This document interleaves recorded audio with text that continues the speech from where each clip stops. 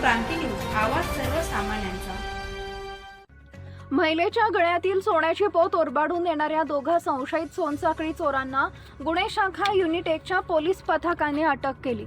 सोमवारी दिनांक 5 ऑगस्ट रोजी सायंकाळी 5 वाजेच्या दरम्यान स्वामी कृपा बंगला मीरा पार्क अपार्टमेंट समोर स्वामी समर्थ नगर जत्रा हॉटेल समोर नाशिक इथं हा प्रकार घडला होता आणि हा संपूर्ण प्रकार सीसीटीव्ही कॅमेऱ्यात कैद देखील झाला होता। सोमनाथ हरिश्चंद्रन त्रिभुवन मलय आरनसन मडसामी असं अटक केलेल्या संशयितांची नावं आहेत।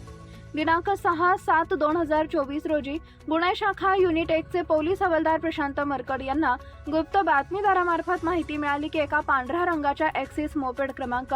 MH15GS5099 या गाडीवर बसून दोघांनी चेन स्नॅचिंग केली असून ते जाधव संकुल टाउनशिप इथं येणार असल्याची माहिती मिळताच गुन्हे शाखा युनिट 1चे वरिष्ठ पोलीस निरीक्षक मधुकर कड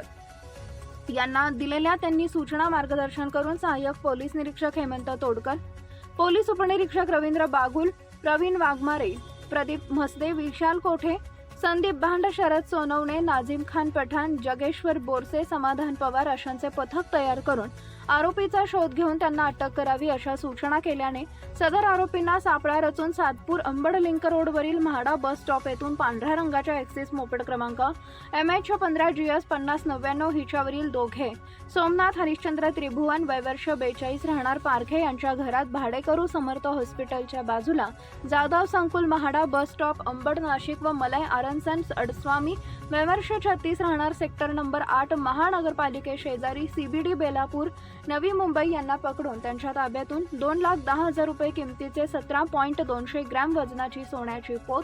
2 मोबाईल फोन व गुन्ह्यात वापरलेली मोटार मोपेड असा मुद्देमाल हस्तगत केला असून अडगाव पोलीस ठाणे येथील गुन्हा रजिस्टर नंबर 223/2024 भारतीय न्याय संहिता कलम 309(4) प्रमाणे दाखल गुन्हा उघडकीस आणलाय। आरोपीस पुढील कारवाई कामी अडगाव पोलीस ठाण्यात देण्यात आलाय। महाराष्ट्र क्रांती न्यूज साठी मुख्य संपादक प्रकाश बागुल।